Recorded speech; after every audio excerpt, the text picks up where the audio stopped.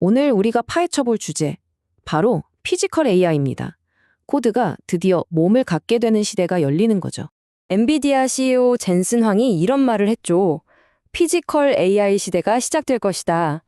이건 단순히 AI가 똑똑해지는 걸 넘어서 이제 우리 세상 속으로 직접 들어온다는 그런 선언이에요. 자, 그래서 앞으로 몇 분 동안 이 피지컬 AI라는 게 도대체 뭔지, 그리고 지금 누가 이걸 차지하려고 불꽃 튀는 경쟁을 벌이고 있는지, 또 각자의 전략은 뭔지, 어떤 어려움이 있는지, 그리고 가장 중요한 거, 이게 우리 세상을 어떻게 바꿔놓을지 하나씩 짚어보겠습니다. 자, 그럼 첫 번째 이야기부터 시작해볼까요? AI에 몸이 생긴다. 이게 정확히 무슨 뜻일까요? 우리가 맨날 쓰는 챗GPT 같은 건 인터넷 세상, 그러니까 디지털 세상에만 살잖아요? 근데 피지컬 AI는 달라요. 말 그대로 기술에 진짜 몸을 주는 거예요. 그래서 현실 세계를 직접 보고, 듣고, 만지고, 움직일 수 있게 되는 거죠.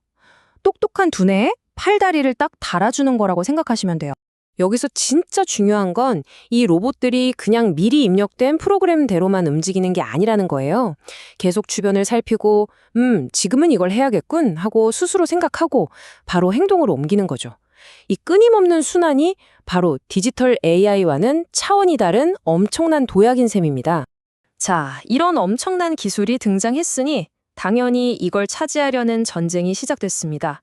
수십, 수백억 달러가 걸린 정말 치열한 글로벌 경쟁에 막이 오른 거죠. 골드만삭스가 예측한 시장 규모를 좀 보세요. 2035년까지 무려 380억 달러, 우리 돈으로 거의 50조 원에 육박하는 시장이에요. 이러니 전 세계에 내로라 하는 기업들이 전부 여기에 뛰어들 수밖에 없는 거죠.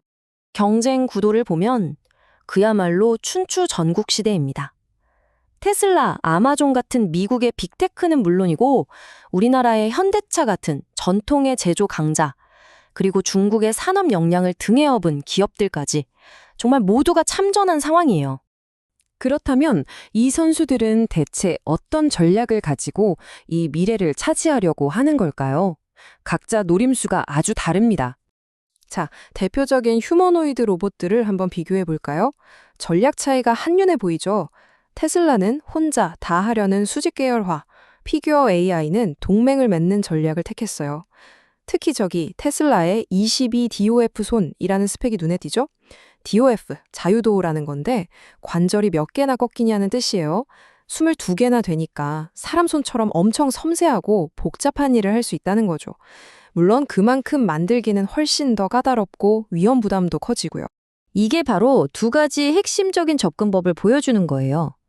테슬라는 우리가 최고니까 AI 칩부터 로봇 팔다리까지 다 우리가 만들겠다는 식이죠.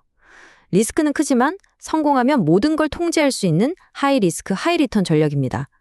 반면에 피규어 AI는 뇌는 최고 전문가인 오픈 AI한테 맡기고 우리는 다른 걸 잘하자는 식으로 일종의 드림팀을 꾸려서 시장에 더 빨리 들어가려는 거죠. 이런 신생 강자들만 있는 게 아닙니다.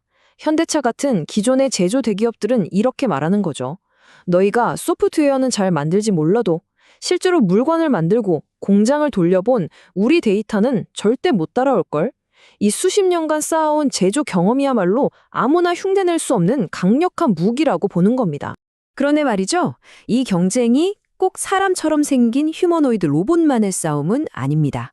모두가 휴머노이드에 주목하는 동안 물류창고 같은 곳에서는 완전히 다른, 더 조용한 혁명이 일어나고 있어요. 아마존을 보세요. 이미 물류센터에 배치한 로봇이 100만 대가 넘습니다.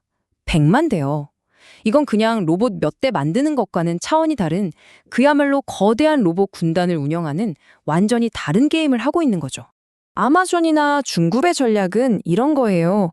사람처럼 생긴 로봇 하나가 만능으로 일하는 것보다 그냥 단순한 작업에 특화된 로봇 수천, 수만 대를 뿌리는 게 훨씬 효율적이다.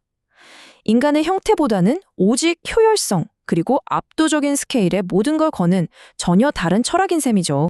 하지만 어떤 경주든 순탄하기만 할 순 없죠. 이 피지컬 AI가 우리 현실에 들어오기까지 넘어야 할 산들이 아주 많습니다. 일단 기술적으로도 사람 손처럼 정교하게 움직이는 걸 구현하는 건 아직도 엄청나게 어렵고요. 또 심리적인 장벽도 있습니다.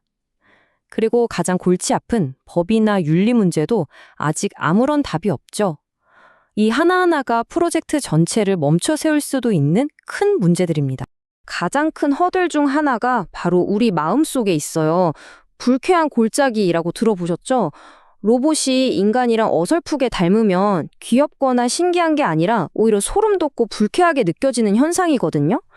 로봇 성능이 아무리 좋아도 우리가 딱 봤을 때 왠지 기분 나빠라고 느껴버리면 끝인 거예요. 자, 그런데 이 로봇이 우리를 그냥 불편하게만 하는 게 아니라 만약에 실수를 해서 사람을 다치게 하거나 재산에 피해를 주면 어떻게 될까요? 여기서부터는 훨씬 더 현실적이고 골치 아픈 문제가 시작됩니다. 예를 들어 볼까요? 자율주행 배달 로봇이 길을 가다가 사고를 냈어요. 그럼 이 책임 누가 져야 할까요? 로봇을 산 가게 주인? 로봇을 만든 회사? 아니면 그 안에 들어간 AI를 개발한 프로그래머? 지금 우리가 가진 법으로는 이걸 명확하게 판단할 수가 없어요. 기계가 스스로 판단하고 움직이는 세상을 전혀 예상하지 못하고 만들어진 법이니까요. 자, 이렇게 넘어야 할 산이 많지만 그럼에도 불구하고 이 경주는 계속될 겁니다. 그렇다면 이 경주의 끝에서 우리를 기다리는 미래는 어떤 모습일까요? 그 파급력은 정말 엄청날 겁니다.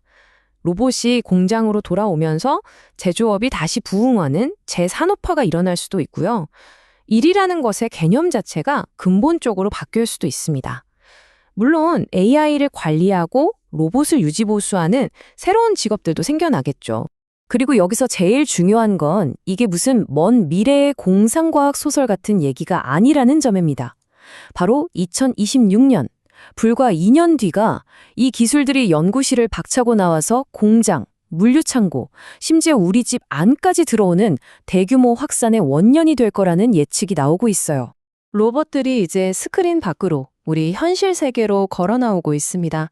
이 새로운 시대의 문턱에서 여러분은 그리고 우리는 과연 준비가 되어 있을까요?